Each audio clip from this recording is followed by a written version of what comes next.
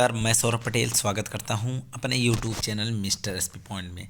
दोस्तों, आप लोगों के लिए मैंने पिछले वीडियो में पॉलिसी का फर्स्ट लेक्चर लाया था। आज हमने पॉलिसी का दूसरा लेक्चर लाया है, जो कि टॉपिक है अनएम्प्लॉयमेंट। अनएम्प्लॉयमेंट अर्थात बेरोजगारी। बेरोजगारी को आज हम बहुत विस्तृत तरीके से पढ़ेंगे साथियों। बीए थर्ड ईयर के एग्ज़ाम के पॉइंट ऑफ व्यू से पूरे विस्तृत तरीके से हम इकोनॉमिक्स का अध्ययन करेंगे और इकोनॉमिक्स के इस जो टॉपिक है बेरोजगारी, पॉलिसी का जो पेपर है उसका बेरोजगारी में जितनी भी बेरोजगारी को लेकर के नीतियां हैं, कहने का मतलब कि अनएम्प्लॉयमेंट पॉलिसीज़ भी पढ़ेंगे और इन अनएम्प्लॉयमेंट के सारे टर्म्स जो भी इसके और भी टाइप्स वगैरह हैं। तो चलिए वीडियो में अंत तक बने रहिए साथियों। हम बहुत बेहतरीन तरीके से आज आपको बेरोजगारी समझाएंगे। आप यकीन मानिए, यदि आप वीडियो अंत तक देख लिए तो बेरोजगारी से संबंधित कोई भी सवाल आपके माइंड में नहीं रह जाएगा। तो चलिए हम आप शुरू करते हैं। आपको बेरोजगारी, जिसे हम लोग अंग्रेजी में कहते हैं अनएम्प्लॉयमेंट, बेरोजगारी की सबसे पहले हम आपको परिभाषा बताएंगे साथियों। बेरोजगारी किसे कहते हैं अर्थात बेरोजगारी का आशय क्या है। तो आप जानते होंगे कि बेरोजगारी का अभिप्राय जो अर्थव्यवस्था होता है या फिर अर्थशास्त्र में उस सामाजिक आर्थिक स्थिति में होता है जिसके अंतर्गत एक व्यक्ति कार्य करने हेतु इच्छुक एवं योग्य होता है, किंतु प्रचलित मजदूरी दर पर उसे कार्य नहीं मिलता है। साथियों, आपको मैं बता दूं, बेरोजगारी उसे कहते हैं जब कोई व्यक्ति कार्य करने के लिए योग्य भी हो, किंतु उसके क्षमता के अनुसार उसे कोई भी कार्य नहीं मिल रहा हो। अर्थात बेरोजगारी का आशय उस अवस्था से हो जिस अवस्था में कोई भी व्यक्ति काम करने के लिए या फिर कोई वर्क करने के लिए इच्छुक भी हो और योग्य भी हो, लेकिन उसे प्रचलित मजदूरी दर पर या फिर उसे कार्य नहीं मिल रहा है करने को, तो उसे हम लोग कहेंगे बेरोजगारी। उसे क्या कहेंगे साथियों? बेरोजगारी। और बेरोजगारी निकलता कैसे है? नंबर ऑफ अनएम्प्लॉयमेंट कैसे निकालेंगे आप? Number of unemployment equal to number of unemployment person upon labour force. और ये लेबर फोर्स कितने से कितने एज तक साथियों रहते हैं? ये 15 से 59 ईयर की एज वाले रहते हैं और इनटू 100 कर देना है। ये है आपका बेरोजगारों की संख्या निकालने के उपाय। अब आगे चलते हैं। सबसे पहले जो आप देखते हैं बेरोजगारी के प्रकार। बेरोजगारी के कितने प्रकार हैं और सारे प्रकार के मैं बहुत बेहतरीन तरीके से परिभाषित करके बताऊंगा और आप कभी नहीं भूलेंगे। वादा करिए कि आप वीडियो में अंत तक बने रहेंगे साथियों। और तो और आपको एक एक परिभाषा बेहतरीन तरीके से आपके माइंड में घुसा देंगे। तो चलिए देखते हैं। बेरोजगारी दो प्रकार की मानी जाती है साथियों। पहला क्या है? ऐच्छिक बेरोजगारी, दूसरा अनैच्छिक बेरोजगारी। ऐच्छिक बेरोजगारी और अनैच्छिक बेरोजगारी में अंतर क्या होता है, मैं दोनों को बता रहे हैं साथियों। देखिए, आप लोग ऐच्छिक बेरोजगारी बहुत कम पढ़ते हैं। अनैच्छिक बेरोजगारी के सारे टाइप्स आप लोग देखते हैं कि हर जगह पढ़ा जाता है, और यह इसका रीज़न क्या होता है मैं बता देता हूँ। यदि आपको ऐच्छिक बेरोजगारी की परिभाषा नहीं पता है तो आप ध्यान से सुनिए साथियों। ऐच्छिक बेरोजगारी से हमको यह आशय है कि जिसमें कोई व्यक्ति जानबूझकर, ध्यान दीजिएगा साथियों, जिसमें कोई व्यक्ति जानबूझकर उत्पादन कार्य में नहीं लगा रहा होता है। यदि कोई भी व्यक्ति जानबूझकर किसी उत्पादन कार्य में नहीं लगा रहा है, और ऐच्छिक बेरोजगारी का अर्थशास्त्र में बेरोजगारी माना ही नहीं जाता। कहने का मतलब, हम लोग बेरोजगारी उसे कहते हैं जहाँ पे कोई भी व्यक्ति वर्क करने के लिए इच्छुक हो और उसे मतलब वर्क मिल भी रहा हो और वो नहीं उसके लायक काम है, तो उसे हम लोग बेरोजगार मानते हैं। लेकिन ऐच्छिक बेरोजगारी में साथियों क्या होता है? व्यक्ति को काम मिल भी रहा हो, उत्पादन कार्य में वो जानबूझकर नहीं लग रहा है, तो उसे हम ऐच्छिक बेरोजगारी कहते हैं। इसीलिए अर्थशास्त्र में ऐच्छिक बेरोजगारी को नहीं पढ़ा जाता है। अर्थात अर्थशास्त्र में बेरोजगारी में जो अर्थशास्त्र में बेरोजगारी है, इसे माना ही नहीं जाता ऐच्छिक बेरोजगारी। तो इसको आप लोग समझ गए होंगे। अब हम बात करेंगे अनैच्छिक बेरोजगारी। अनैच्छिक बेरोजगारी क्या होता है साथियों? ध्यान से समझिएगा। अनैच्छिक बेरोजगारी जो होती है, यदि कोई व्यक्ति कार्य करने के लिए तत्पर है किंतु उसे कार्य नहीं मिल रहा है, उसे ही हम अनैच्छिक बेरोजगारी कहते हैं। अब हम आपको ऐच्छिक और अनैच्छिक में अंतर आप लोग स्पष्ट हो गया होगा कि अनैच्छिक बेरोजगारी क्या है और ऐच्छिक बेरोजगारी क्या है। ऐच्छिक बेरोजगारी में क्या होता है, व्यक्ति को कार्य मिल रहा होता है लेकिन वह जानबूझकर कार्य नहीं करता है। और अनैच्छिक बेरोजगारी में क्या होता है साथियों, अनैच्छिक बेरोजगारी में यह होता है कि यदि कोई व्यक्ति कार्य करने के लिए तत्पर है किंतु उसे कार्य नहीं मिल रहा है, उसे अनैच्छिक बेरोजगारी की श्रेणी में हम लोग रखते हैं। तो ये हुआ आप लोगों को ऐच्छिक और अनैच्छिक समझिए। अब हम बात करेंगे साथियों अनैच्छिक बेरोजगारी के जो प्रकार हैं। अनैच्छिक बेरोजगारी के दो प्रकार माने जाते हैं साथियों। पहला शहरी बेरोजगारी, दूसरा ग्रामीण बेरोजगारी। शहरी बेरोजगारी जो है उसके भी दो प्रकार होते हैं। अभी मैं बता रहा हूँ शहरी बेरोजगारी कहते किसे हैं और ग्रामीण बेरोजगारी किसे कहते हैं। तो शहरी बेरोजगारी के दो प्रकार होते हैं और ग्रामीण शहरी बेरोजगारी पहला क्या है, औद्योगिक बेरोजगारी, दूसरा है शैक्षणिक बेरोजगारी। अब हम अनैच्छिक बेरोजगारी में ग्रामीण बेरोजगारी दूसरा प्रकार होता है। इस बेरोजगारी के जो ग्रामीण बेरोजगारी है इसके 4-5 प्रकार होते हैं। वैसे तो 6-7 प्रकार भी आपको मिल जाएंगे, तो इसको भी हम पूरी विधिवत आपको विस्तृत तरीके से बताने वाले हैं। सबसे पहले शहरी बेरोजगारी कहते किसे हैं, आप लोग इसको समझिए। देखिए साथियों, आप लोग शहरी बेरोजगारी की यदि परिभाषा नहीं जानते तो मैं बता दूं कि यदि किसी भी अर्थव्यवस्था में शहर क्या है, उद्योग प्रधान है, इसीलिए इसमें औद्योगिक और शैक्षणिक बेरोजगारी इसी प्रकार से रखा गया है। कारण यह है कि शैक्षणिक बेरोजगारी शहरी बेरोजगारी की परिभाषा यह होती है कि यदि किसी अर्थव्यवस्था के शहर में उद्योग प्रधान शहर है, आबादी इतनी है कि उद्योग रोजगार उपलब्ध कराने में असफल है, अर्थात इतनी ज़्यादा उस शहर में आबादी हो गई है कि उद्योग जो है वे जो रोजगार उपलब्ध कराने में असफल हैं, उसे हम लोग शहरी बेरोजगारी कहते हैं। औद्योगिक बेरोजगारी इसके तहत आती है और शैक्षणिक बेरोजगारी आती है। अब हम लोग बात करेंगे ग्रामीण बेरोजगारी किसे कहते हैं साथियों। तो ग्रामीण बेरोजगारी जो है साथियों, ये है यदि किसी भी अर्थव्यवस्था में कृषि पर आधारित हो, यदि किसी क्षेत्र में ग्रामीण लोगों को रोजगार उपलब्ध नहीं हो पा रहा है तो उसे हम ग्रामीण बेरोजगारी कहते हैं। एग्रीकल्चर सेक्टर में साथियों अगर बेरोजगार इंसान है और उसको काम नहीं मिल रहा है तो उसे हम ग्रामीण बेरोजगारी के तहत रखते हैं। अब आगे हम लोग चलते हैं, ग्रामीण बेरोजगारी के सारे प्रकार को विस्तृत तरीके से समझते हैं। देखिए साथियों, आप लोगों की स्क्रीन पर दिख रहा होगा कि हमारा जो ग्रामीण बेरोजगारी है इसके कई प्रकार हैं, जैसे कि मौसमी बेरोजगारी, परिच्छिन्न बेरोजगारी, संरचनात्मक बेरोजगारी, घर्षणात्मक बेरोजगारी, चक्रीय बेरोजगारी। ये सभी प्रकार की बेरोजगारी है और आपको और भी कुछ पढ़ना होगा, अलग से मैं अभी आपको बता दूंगा, जो कि इम्पोर्टेंस बहुत नहीं है। अल्प बेरोजगारी भी एक होता है आपका ग्रामीण बेरोजगारी के अंतर्गत। उसके अलावा तकनीकी बेरोजगारी भी एक होती है। तो इन सारी बेरोजगारी को हम आपको बताएंगे और जो हम लोग शैक्षणिक बेरोजगारी और औद्योगिक बेरोजगारी इसको भी अंत में समझते हुए चलेंगे। तो सबसे पहले हम लोग जानेंगे कि परिच्छिन्न बेरोजगारी कहते किसे हैं साथियों। परिच्छिन्न बेरोजगारी की ओर चलते हैं और परिच्छिन्न बेरोजगारी क्या है उसको हम लोग अच्छे तरीके से समझते हैं। देखिए साथियों, परिच्छिन्न बेरोजगारी को हम लोग अदृश्य बेरोजगारी भी कहते हैं। ध्यान दीजिएगा साथियों, परिच्छिन्न बेरोजगारी जो है इसे हम लोग अदृश्य बेरोजगारी कहते हैं। कहते किस लिए है इसको अदृश्य, ध्यान से समझिए। इसके अंतर्गत श्रमिक बाहर से तो काम पर लगे होते हैं किंतु वास्तव में श्रमिकों को उस कार्य की आवश्यकता नहीं होती, अर्थात परिच्छिन्न बेरोजगारी की दशा वही है जिसमें इस प्रकार है कि यदि श्रमिकों को कार्य से बाहर भी निकाल दिया जाए तो कुल उत्पादन पर कोई प्रभाव नहीं पड़ेगा। इस बातों से यदि आप स्पष्ट तरीके से ना समझ पाए हों तो हम आपको एक उदाहरण के तहत आपको इस बात को समझाएं कि जो परिच्छिन्न बेरोजगारी है उसे किस तरीके से हम आपको समझाने वाले हैं। देखिए उदाहरण आप ले लीजिए, मैं आपको एक कहानी के जरिए बता देता हूँ कि माना एक परिवार है साथियों। देखिए आप लोग बढ़िया से वीडियो हमारी बातों को समझिए और सुनिए। माना कि एक परिवार है साथियों, उस परिवार में कुल सदस्य 10 है और 10 सदस्य मिलकर के अगर 10 बीघा भूमि पर, मानते हैं 10 बीघा सदस्य मतलब 10 सदस्य मिलकर 10 बीघे भूमि पर कुल जो धान का उत्पादन करते हैं वे 100 कुंटल करते हैं।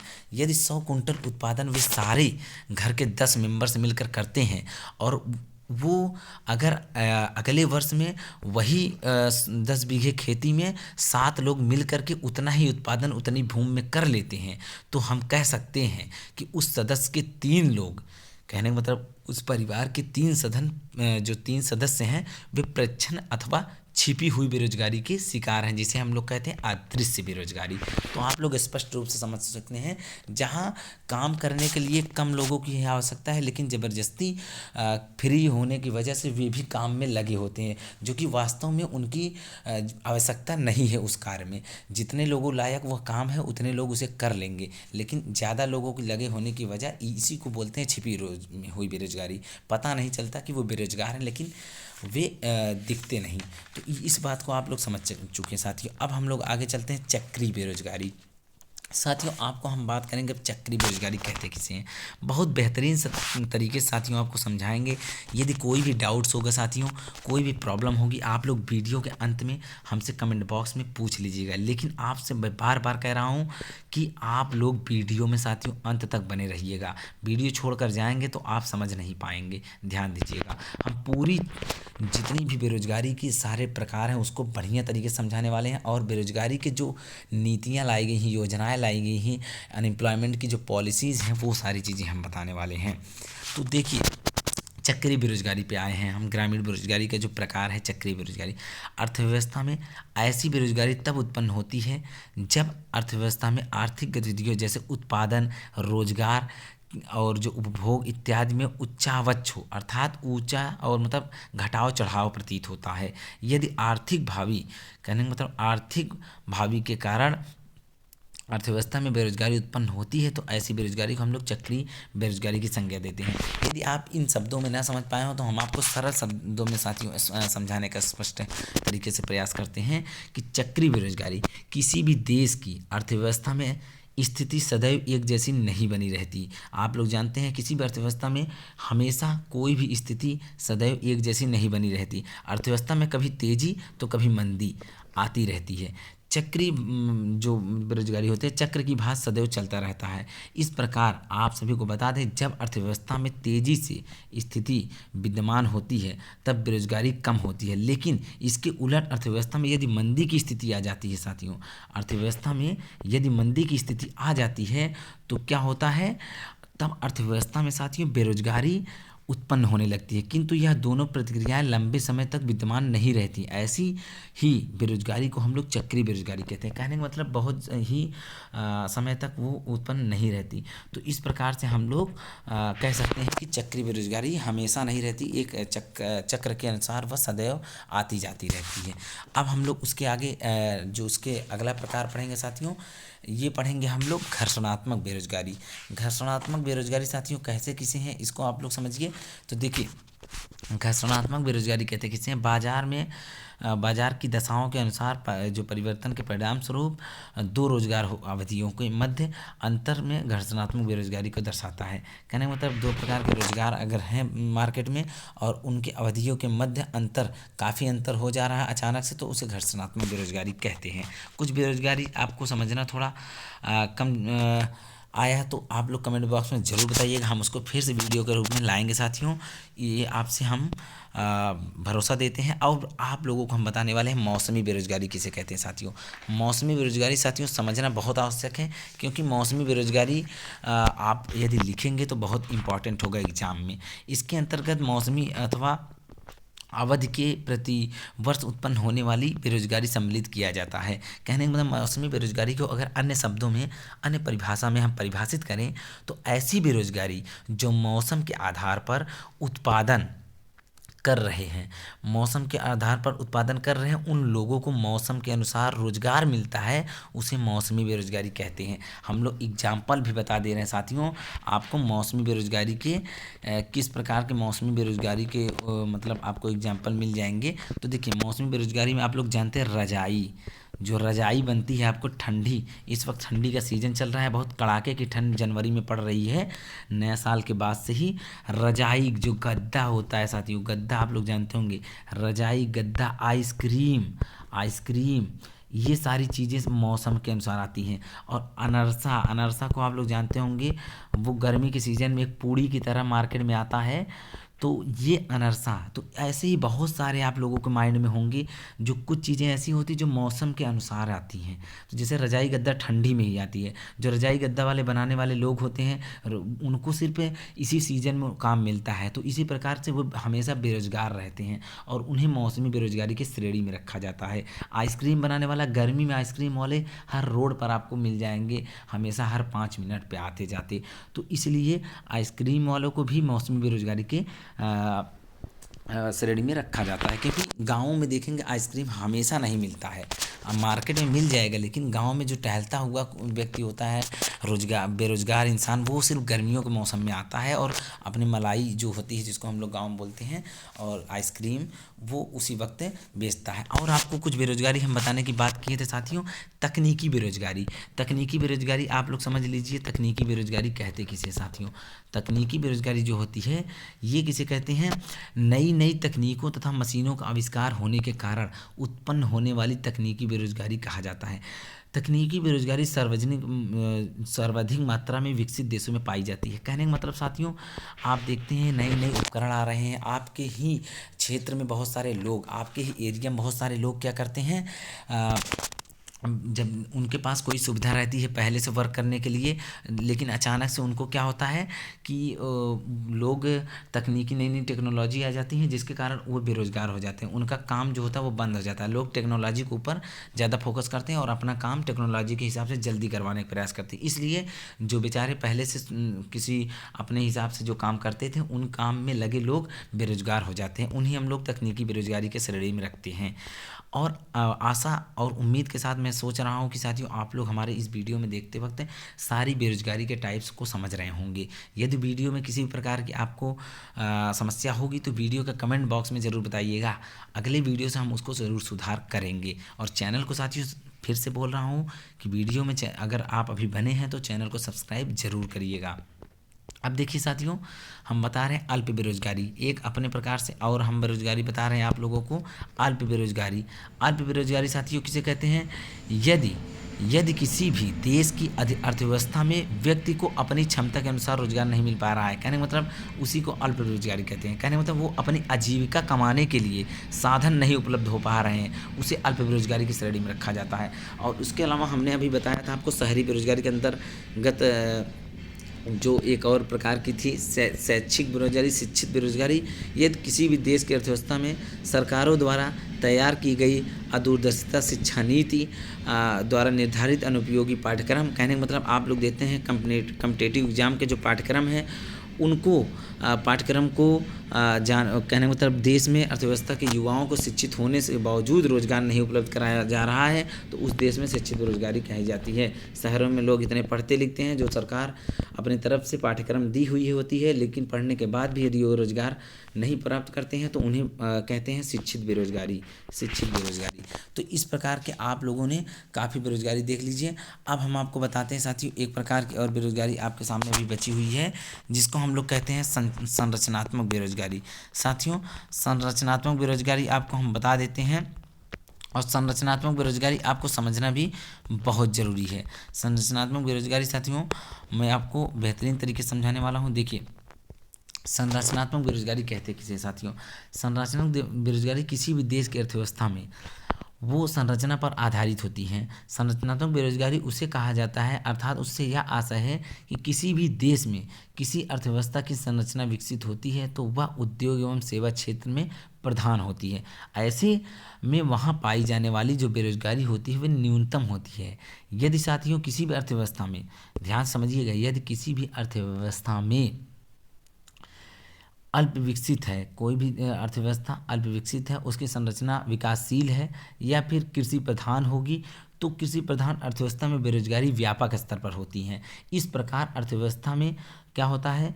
बेरोजगारी व्यापक स्तर पर होती है और बेरोजगारी के ढांचे के अनुसार विकसित तथा विकासशील एवं अल्प विकसित देशों में बेरोजगारी की अलग अलग दर होती हैं, जिसे हम संरचनात्मक बेरोजगारी कहते हैं। और साथियों भारत में जो पाई जाने वाली बेरोजगारी है वे संरचनात्मक बेरोजगारी सबसे ज़्यादा पाई जाती है, ये ध्यान समझिएगा। अब हम लोग आगे चलते हैं। केसेस ऑफ अनएम्प्लॉयमेंट क्या कारण होता है, क्या रीज़न होता है साथियों बेरोजगारी आने के, उसको हम लोग थोड़ा समझते हैं। ये समझना बहुत ही इम्पोर्टेंट है आप लोगों के लिए, क्योंकि आपको ज़रूरी है ये जानना कि अर्थात बेरोजगारी उत्पन्न क्यों होती है। तो इसके मुख्यतः साथियों हम लोग बता दें कि आपको इसके मुख्यतः 3-4 कारण होते हैं। जैसे बेरोजगारी के मुख्यतः 4 कारण माने जाते हैं। पहला होता है इकोनॉमिक केस, जिसको इकोनॉमिकल केस कहते हैं, आर्थिक कारण। दूसरा होता है सोशल केसेस, जिसे हम लोग कहते हैं सामाजिक कारण। तीसरा होता है पॉलिटिकल केसेस, जिसे हम लोग कहते हैं कि राजनैतिक कारण। और एक होता है आपको इंफ्रास्ट्रक्चर केसेस, तो वो भी आपको हम समझेंगे, नीचे आपको दिया हुआ है यहाँ पर। तो इस प्रकार आपको ये भी हम समझाने वाले हैं। ये 4 कारण हैं। अब इसमें क्या क्या आता है साथियों, ध्यान से समझिएगा। इसमें आता है साथियों कि सबसे पहले आता है यहाँ पर देख सकते हैं रिसेशन, और दूसरे में साथियों आता है दूसरे नंबर पर स्लो ग्रोथ रेट। कारण क्या होता है इस प्रकार के आर्थिक कारण क्या होते हैं, स्लो ग्रोथ रेट, और जो low capital, high in interest rate जो होता है साथियों, और पावर्टी। इन सारे टर्म्स जो होते हैं, इन सारे कारणों की वजह से बेरोजगारी बहुत तेज़ी से आती है। और हम लोग सोशल केसेस देखेंगे तो पॉपुलेशन इप्लोशन, और low length of ED and skill, कहने मतलब low length of education and skill, और लो लेवल ऑफ ग्रोथ, अर्थात कुपोषण का ज़्यादा शिकार होना, ये सामाजिक कारण का बहुत बड़ा इफेक्ट है। उसके अलावा साथियों आपको बता दें, देखिए साथियों, आप पॉलिटिकल जो केसेस होते हैं, पॉलिटिकल केसेस के तहत आप लोग देखेंगे तो poor unemployment of policy and law. And second कारण क्या होता है, सेकंड रीजन जो होता है केस होता है एडमिनिस्ट्रेशन पॉलिटिकल सिस्टम डिफिशियंसी। और इसको आप चौथा केस देखेंगे साथियों अनएम्प्लॉयमेंट के क्या है इंफ्रास्ट्रक्चर। ये साथियों आप लोगों को देखने को मिलेगा यहाँ पर। इसके कारण होते हैं lack of quality of education, उसके अलावा पुअर हेल्थ है faculties, and lack of capital formation. इन प्रकार के जो केसेस होते हैं, इन कारणों की वजह से बेरोजगारी व्यापक स्तर पर आती हैं। अब आगे हम साथियों, अब हम लोग पढ़ने वाले हैं जो इसके बेरोजगारी को दूर करने के बहुत सारे योजनाएं लाई गई हैं। बेरोजगारी हम लोगों ने पढ़ लिया, बेरोजगारी के सारे प्रकार समझ लिए, बेरोजगारी के कितने प्रकार होते हैं, किस किस तरीके की बेरोजगारियां होती हैं। और अब हम लोग क्या करेंगे, पढ़ेंगे बेरोजगारी को दूर करने के कुछ जो योजनाएं सरकार अब तक लाई हुई है, और उसके अलावा जो अनएम्प्लॉयमेंट पॉलिसीज़ होती हैं अलग अलग, वो सारी चीज़ें पढ़ेंगे। तो वीडियो में साथियों थोड़ा बड़ा होगा, लेकिन आप लोग पूरी अनएम्प्लॉयमेंट पॉलिसीज़ पढ़ कर जाएंगे, इसलिए वीडियो को अंत तक देख कर जाइएगा। थोड़ा समय दीजिए, बस आपको बहुत बेहतरीन तरीके से सारी चीज़ें हम बता देंगे। देखिए साथियों, महात्मा गांधी राष्ट्रीय ग्रामीण रोजगार गारंटी अधिनियम, जिसे हम लोग मनरेगा के नाम से जानते हैं, या मनरेगा जो साथी होता है, यह कब लाया गया था और क्यों लाया गया था, इसके क्या उपाय थे, इसमें क्या होता है, सारी चीज़ें मनरेगा आज आप लोग कॉम्पिटिटिव एग्जाम के पॉइंट ऑफ व्यू से और बीए थर्ड ईयर के भी एग्जाम के पॉइंट ऑफ व्यू से पूरी तरीके से समझ लेंगे। तो आप समझिए, हम आपको बताने वाले हैं भीषण बेरोजगारी की वजह से अचानक से मनरेगा को लाया गया साथियों गवर्नमेंट के द्वारा। तो देखिए, भीषण बेरोजगारी एवं भूख एवं गरीबी के छुटकारा प्राप्त करने हेतु सरकार एक महत्वाकांक्षी योजना अर्थात भारत में सर्वप्रथम बेरोजगारी पर प्रहार करने हेतु संसद से एक अधिनियम 2005 में पारित किया गया तथा 2 फरवरी 2006 को आंध्र प्रदेश के अनंतपुर जिले से मनरेगा लागू किया गया। अब हम आपको बता दें मनरेगा का पूरा इतिहास क्या है। मनरेगा का पूरा इतिहास समझने के लिए आप थोड़ा सा ध्यान से हमारी बातों को सुनिए। साथियों देखिए, मनरेगा जो है साथियों, ये लाया गया कब, जब बेरोजगारी बहुत व्यापक स्तर पर थी, भुखमरी आ गई थी, लोग खाने के लिए तरस रहे थे। तो 2 फरवरी 2006 को तत्कालीन प्रधानमंत्री मनमोहन सिंह के द्वारा आंध्र प्रदेश के अनंतपुर, मैंने बताया कि आंध्र प्रदेश के साथियों कहाँ से, अनंतपुर जिले से रनपाला मंडल के बंदापाली गांव से नरेगा का शुभारंभ किया गया साथियों। और प्रारंभ में इस योजना को कुल 200 पिछले जिलों में, भारत के कुल 200 पिछले जिलों में लागू किया गया था। और इसके तहत साथियों, इसके साथ क्या क्या इसके पॉइंट थे वो मैं बताने वाला हूँ। देखिए, इसके तहत क्या क्या चीज़ें रखी गई कि गवर्नमेंट द्वारा क्या क्या शर्तें दी गई कि ये चीज़ें होंगी। जो एडवांटेज और मनरेगा की जो चीज़ें थी वो मैं बता रहा हूँ। तो देखिए, इसके तहत इस अधिनियम के अंतर्गत परिवार के किसी एक सदस्य को रोजगार प्रदान करना, उसका प्रावधान रखा गया। और उसके अलावा हर परिवार का एक सदस्य गारंटी के साथ उसे रोजगार दिया जाएगा। और उसके अलावा इसी अधिनियम के अंतर्गत, मनरेगा के ही अंतर्गत, इस अधिनियम के अंतर्गत गारंटी से 100 दिन कार्य का प्रावधान रखा गया। अर्थात एक परिवार के एक सदस्य को कम से कम 100 दिन का कार्य उपलब्ध कराना अनिवार्य कर दिया गया। सरकार के द्वारा पूरे वर्ष में 100 दिन कार्य एक परिवार के एक व्यक्ति को अवश्य मिलेगा। और उसके अलावा मनरेगा के अंतर्गत मौद्रिक भुगतान का भी प्रावधान किया गया। प्रारंभ में इसके अधिनियम के अंतर्गत देन राशि 120 रुपये थी। आपको बता दें, प्रारंभ में देन राशि 120 रुपये थी, किंतु वर्तमान समय में देन राशि बढ़ कर के जो इसका सैलरी है वो हो गई है एक प्रकार से 285 रुपया कर दी गई है। किंतु इसके अलावा इसी अधिनियम के अंतर्गत कुछ रोजगार का 1/3 आरक्षण महिलाओं की रख दिया गया। ये भी चीज़ें मैं बताऊंगा कितना महिलाओं के लिए आरक्षण रखा गया, क्या कितनी चीज़ें हुई। इसके बाद महिलाओं को भी इसमें समावेश को सम्मिलित किया गया। इस प्रकार इस अधिनियम के तहत कुछ और भी बताए गए हैं गवर्नमेंट द्वारा कि इस अधिनियम के अंतर्गत अधिकारियों को दंड का भी प्रावधान दिया गया था। जैसे किसी व्यक्ति के पंजीकरण के 15 दिन के पश्चात रोजगार यदि प्राप्त नहीं होता है तो अधिकारी को मौद्रिक दंड का प्रावधान है इसी मनरेगा के अंतर्गत। और आपको बता दें, ये मनरेगा जो साथियों थी, ये 2004 में चलाई गई काम के बदले अनाज योजना। इसी मनरेगा में साथियों एक और योजना विलय कर दी गई थी। साथियों, मैं काफ़ी चीज़ें उसका इंक्लूड कर दे रहा हूँ। जो चीज़ें मैंने अपने से पढ़ी रखी है उसको भी मैं आपको ज़्यादा ज़्यादा बताने का प्रयास कर रहा हूँ, इसीलिए वीडियो थोड़ा लंबा होता जा रहा है। तो देखिए, इस ही योजना में साथियों आपको बता दें, इस योजना के ही अंतर्गत 2004 में चलाई गई एक काम के बदले अनाज योजना। कब चलाई गई साथियों? 2004 में काम के बदले अनाज योजना को इसी मनरेगा में ही विलय कर दिया गया था। 2 अक्टूबर 2009 में महात्मा गांधी की जयंती पर मनरेगा को नरेगा का नाम बदल करके मनरेगा कर दिया गया था। साथियों, जो नरेगा था उसका नाम मनरेगा कर दिया गया था 2009 में, जिसे हम लोग आज जानते हैं। और साथियों, इस योजना के मनरेगा है, इस योजना के तहत यह भी सुनिश्चित किया गया है कि मजदूर स्त्री हो या पुरुष, वह अपने घर से 5 किलोमीटर दूर, अर्थात 5 किलोमीटर अधिक दूर कार्य के लिए नहीं जाना होगा। साथ ही साथ यदि स्त्री के पास छोटे बच्चे हैं तो कार्यस्थल पर उनके रख रखाव एवं देखभाल की भी सुविधा उपलब्ध करवाया गया। इस प्रकार की इतनी अच्छी योजना सरकार के द्वारा लाई गई। अब हम कुछ पॉइंट और इसके मनरेगा के तहत बता देते हैं। देखिए,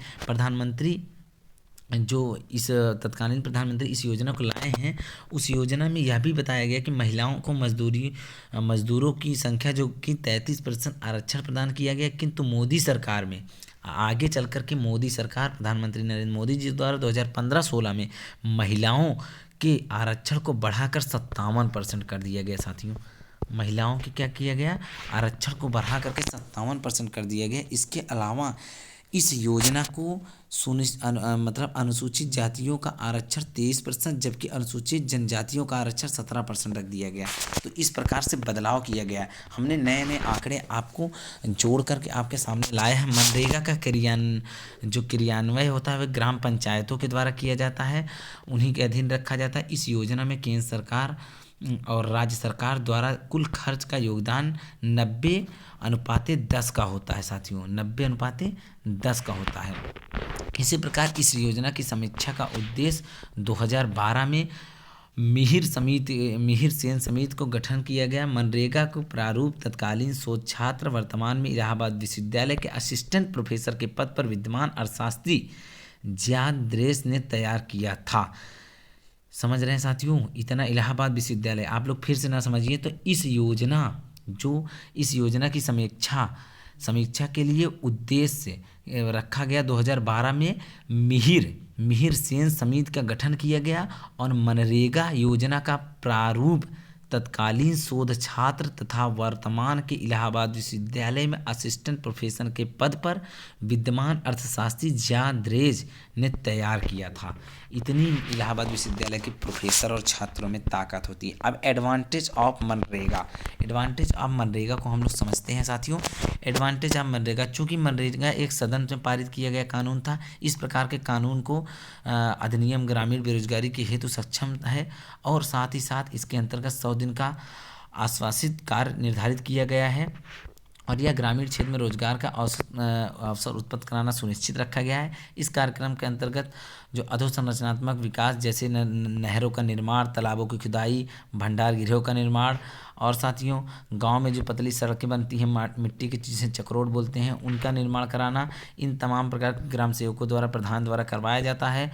और साथियों मनरेगा का कार्यक्रम सहायक से ग्रामीण क्षेत्र के प्रच्छन्न बेरोजगारी की समस्या भी दूर कर देते हैं।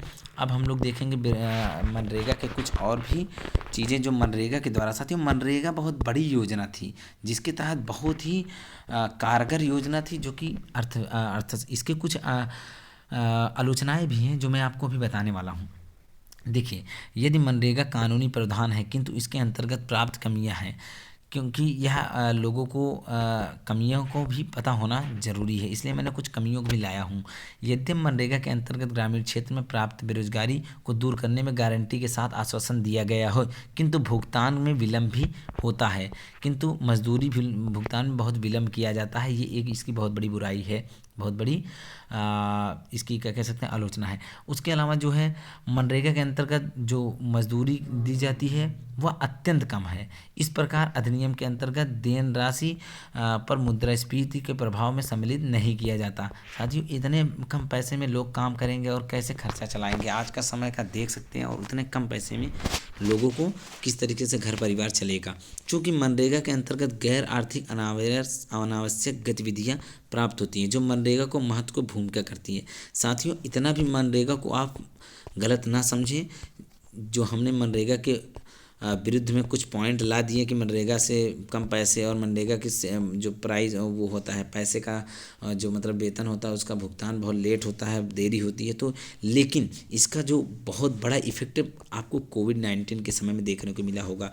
यद्यपि मनरेगा कार्यप्रणाली में त्रुटियां हैं, किंतु यह अधिनियम योजना वास्तव में ग्रामीण क्षेत्रों में बेरोजगारी दूर करने में सहायक है। हम साथियों आपको समझा रहे हैं कि मनरेगा एक ऐसी योजना थी जिसके सारे टर्म को आपको बता रहे हैं और इसके सारे कॉन्सेप्ट को बता रहे हैं। इसके तहत क्या क्या सरकार ने अधिनियम लाए, क्या क्या नियम लाए और क्या क्या गारंटी दी सरकार ने, और क्या हुआ मनरेगा के आने के बाद, इसकी आने से कितनी सहायता मिली थी लोगों को, वो सारी चीज़ें बता रहे हैं।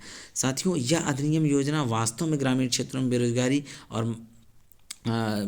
दूर करने में सहायक है। जैसा कि हम जानते हैं कोविड-19 में जैसे महामारी के साथ साथ राष्ट्रीय स्तर पर तालाबंदी, लॉकडाउन, महाराष्ट्र, गुजरात जैसे औद्योगिक प्रदेश में श्रमगारों जो थे वे उनका पलायन ग्रामीण क्षेत्र की ओर प्राप्त हुआ, जिसके बाद क्या हुआ, एकाएक ग्रामीण क्षेत्रों में बेरोजगारी की संख्या बढ़ती गई और क्या हुआ, इस समय मनरेगा एकमात्र प्रवासी मजदूरों को सहारा बना। उनके गृह में क्षेत्र में कार्य करने का आश्वासन दिया गया, जिनके परिणाम स्वरूप ग्रामीण क्षेत्रों में अधोसंरचना का एवं विकासात्मक कार्यों का बल दिया गया। इसी प्रकार आप लोग देखे होंगे कि गाँव में लोग किस प्रकार से काम में जुट गए थे शहर से आने के बाद कोविड-19 में। अब हम कुछ चीज़ें बता देते हैं। राष्ट्रीय आजीविका मिशन एक और योजना थी। यह योजना किस देश में लागू हुई, भारत में। प्रधानमंत्री कौन थे उस वक्त, तत्कालीन प्रधानमंत्री मनमोहन सिंह के द्वारा। और उसके अलावा साथियों इसकी शुरुआत कब की गई, जून 2011 में। और ये किस सेक्टर में शुरू किया गया साथियों, किस एरियाज़ में, ये रूरल एरियाज में अर्थात शहरी क्षेत्र में इसका, और शहरी क्षेत्र में नहीं, रूरल एरिया जो है वो ग्रामीण क्षेत्र होता है साथियों। अर्बन सेक्टर जो होता है, अर्बन एरिया वो शहरी क्षेत्र। और मिनिस्ट्री कौन सी थी, मिनिस्ट्री ऑफ रूरल डेवलपमेंट। अब हम बताते हैं यह जो योजना थी राष्ट्रीय आजीविका मिशन योजना, इसके अंतर्गत क्या क्या आती थी उसको थोड़ा समझ लीजिए। राष्ट्रीय ग्रामीण आजीविका मिशन भारत सरकार द्वारा कार्यान्वित किया गया। इसकी पृष्ठभूमि थी कि इस परियोजना के पीछे विचार 5G समूह बनाना था। और इसके उद्यमशीलता से क्या हुआ कि लोगों को देखा गया कि यह योजना एक प्रकार से विफल हो गया था योजना, और विश्वास था कि गरीबों को जन्मजात क्षमताएं दी थी, और इनमें क्या हुआ कि बहुत सारी त्रुटियां थी जिसके वजह से यह मिशन कामयाब नहीं हो पाया। उसके अलावा हम आपको कुछ अपनी तरीके से और योजनाओं को बताते हैं साथियों, उसके बाद बस 5 मिनट में यह वीडियो हमारा ख़त्म होने वाला है। इसके अलावा भी कुछ योजनाएं जैसे दीनदयाल उपाध्याय योजना, जिसे हम लोग इसी योजना के नाम से जाते हैं शहरी आजीविका मिशन। यह 2014 में एनडीए सरकार, यही योजना साथियों जो आपको हम बता रहे हैं कि विफल हो गई। इसको हम लोग कहते हैं कि पंडित दीनदयाल उपाध्याय अंत्योदय योजना, यही राष्ट्रीय शहरी आजीविका मिशन योजना को ही हम लोग कहते हैं। यह वर्ष 2014 में गठित एनडीए सरकार, यूपीए सरकार के प्रारंभ की गई।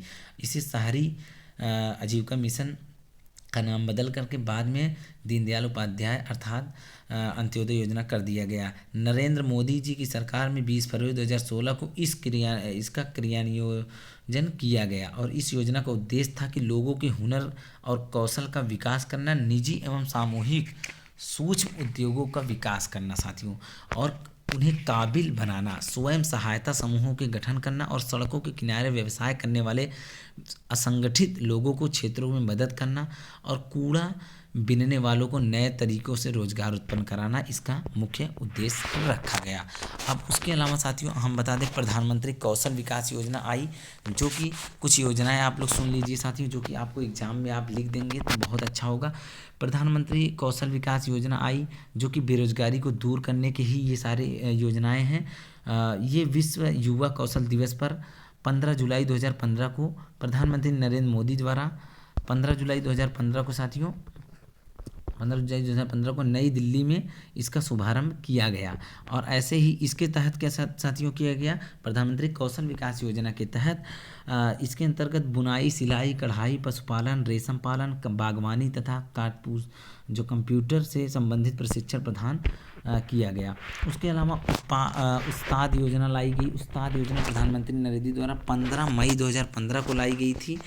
15 मई 2015 को प्रधानमंत्री नरेंद्र मोदी द्वारा वर्तमान संसदीय क्षेत्र वाराणसी के द्वारा कैबिनेट मंत्री मुख्तार अब्बास नक्काशी उनसे देख रेख में उस्ताद योजना का प्रारंभ किया गया साथियों। और इसके अलावा भी कौशल ऋण योजना भी लाई गई। 15 जुलाई 2015 के ही दिन प्रधानमंत्री नरेंद्र मोदी द्वारा कौशल ऋण योजना का शुरुआत किया गया। इस योजना का उद्देश्य बेरोजगारी को ऋण उपलब्ध कराना, बेरोजगारों को क्या करना, ऋण उपलब्ध कराना। और यह योजना अपने शुभारंभ की तारीख से लेकर के 5 साल तक के लिए चलाई गई थी। कहने मतलब 15 जुलाई 2015 से लेकर के 15 जुलाई 2020 तक ही चली, अर्थात यह योजना 15 जुलाई 2020 में समाप्त हो गई। कौन सी योजना, कौशल ऋण योजना। इसके अलावा आपको हम कुछ और चीज़ें बता दें। गरीबी और बेरोजगारी को दूर करने के लिए चलाई गई पूर्ववर्ती कुछ योजनाएं थी, जैसे ग्रामीण रोजगार सृजन कार्यक्रम एक था। उसके अलावा साथियों ये पीसी नरसिम्हा राव जो द्वारा लाया गया था। और इसके पहले इंदिरा आवास योजना लाई गई थी 1977 में साथियों। और वो किस लिए लाई गई थी, भारत सरकार द्वारा गरीबी रेखा के नीचे जीवन यापन करने वाले लोगों को आवास उपलब्ध कराना, जो प्रधानमंत्री आवास योजना के नाम से आप लोग इस वक्त देखते हैं। इंदिरा आवास योजना का प्रारंभ किया गया। उसके अलावा साथियों इम्पॉर्टेंट एक और आपको योजना बता दें, सार्वजनिक वितरण प्रणाली योजना 1977 में ही लाई गई थी। इस योजना को किस लिए लाया गया साथियों, इसका मुख्य उद्देश्य था कि भारत के सभी परिवारों में न्यूनतम मूल्य पर जीवन के आधारभूत वस्तुओं को प्रदान करना था। और इसी योजना का संचालन एफसीआई के द्वारा किया जाता है, फूड कॉरपोरेशन ऑफ इंडिया के द्वारा किया गया था। उसके अलावा कुछ योजनाओं में बात करें तो वाल्मीकि अंबेडकर योजना 2001 में लाई गई थी। मलिन बस्तियों में निवास करने वाले लोगों को, गरीबी रेखा के नीचे व्यापन करने वाले लोगों को, अनुसूचित तथा अनुसूचित जनजाति के लोगों को आवास उपलब्ध कराने का उद्देश्य रखा गया था। इसे रामायण के लेखक वाल्मीकि तथा रामायण के लिखे वाल्मीकि तथा भीमराव अम्बेडकर, शिल्पी बाबा साहब भीमराव अम्बेडकर की मलिन बस्ती योजना से नाम पर प्रारंभ किया गया। उसके अलावा सबसे लास्ट योजना हम बता देते हैं, प्रधानमंत्री ग्रामीण सड़क योजना। पंडित अटल बिहारी वाजपेयी जी की सरकार में वर्ष 2002 में सुदूर ग्रामीण इलाकों में मुख्य मार्ग पर क्या किया गया, मुख्य मार्ग में जोड़ने के लिए लोगों को रोजगार उपलब्ध कराने के उद्देश्य से प्रधानमंत्री ग्रामीण सड़क योजना का प्रारंभ किया गया था। प्रधानमंत्री ग्राम सड़क योजना ये 2002 में शुरू किया गया। तो इस प्रकार की तमाम योजनाएं हमने आपको बता दी है। जितना कि आप लोग गरीबी में कहीं पढ़ेंगे नहीं, उतनी चीज़ें हमने आपको गरीबी में बेरोजगारी में बता दी है। साथियों, गरीबी नाम आ जा रहा है क्योंकि हमने नेक्स्ट लेक्चर जो पढ़ा है और नेक्स्ट लेक्चर जो रिवाइज़ किया है और नेक्स्ट लेक्चर जो आप लोगों के लिए लाने वाले हैं वो बेरोजगारी के अलावा हम गरीबी पर लाने वाले हैं, क्योंकि बेरोजगारी आज हम लोगों ने एकदम से समाप्त कर दिया गया है। अब अगली हम अगली हम कड़ी में हम आप लोगों के लिए गरीबी का लेक्चर ला रहे हैं।